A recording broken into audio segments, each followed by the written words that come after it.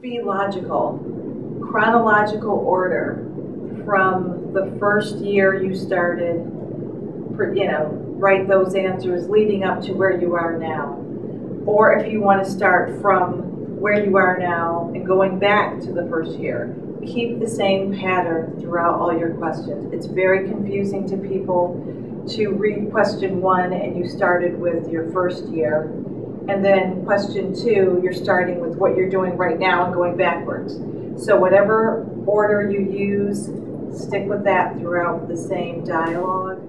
Make sure that you are authentic about your efforts. Everything that you do, whether it's an individual project or collaborative, don't elaborate too much. State the facts, be honest about what you've done. If you've worked with people in collaboration on a project, you don't have to list all of their names.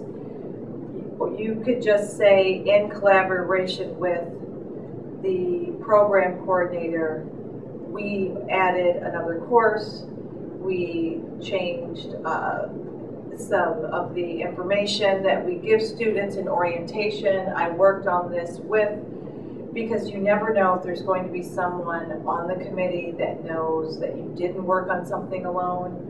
People get suspicious if you have too many things you've mentioned that you have done alone. It actually looks like you're a team player where you have some information indicating what you have done with other people in your department and others on campus. And don't be afraid to sing your own praises.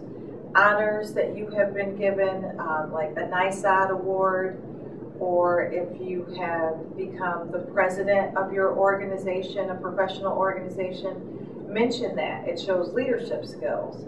So don't forget to mention what you have achieved individually. You can include letters of support.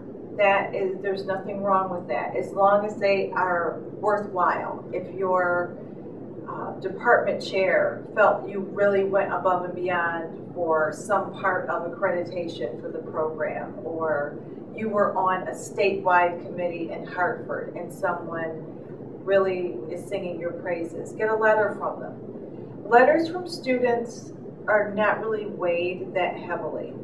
They're good to have if they really reflect how you have extended yourself. You've gone out of your way, for example, with a student that speaks English as a second language. Make sure you don't turn everyday occurrences into an achievement. The committee this year read someone discussing how they've been supportive of colleagues through trying times, and that was something they thought was worthwhile for their packet. That is human nature, that's being gracious, that's being thoughtful, but that's not really information unless you went out of your way to help them and it meant you picked up the slack for them at work during a time that they were temporarily more taxed emotionally or something of that nature. You really shouldn't include that. Don't leave questions unanswered. You need to be clear and elaborate on all your answers. Clearly don't just say yes or no, you did something. Don't focus on how many pages you have. Don't try to give every bit of information. It's more on quality, not quantity. Get straight to the point. I've read packets that people gave one introductory sentence.